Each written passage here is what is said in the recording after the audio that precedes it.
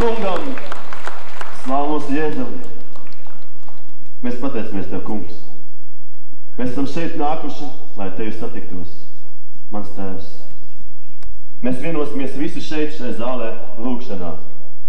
Мы пришли сюда все, чтобы встретиться с нашим Господом. О Господь, мы соединяемся в молитве. Mūsu Tēvs debesīs, svētīts, lai top Tavs vārds, lai nāk Tava valstība. Tavs prāts, lai notiek kā debesīs, tā arī virs zemes.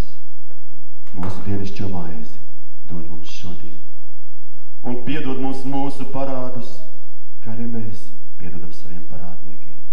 Un neieved mūsu kārdināšanā, bet atpestī mūs no ļauna, jo Tev pieder valstība, spēks un gods mūžīgi.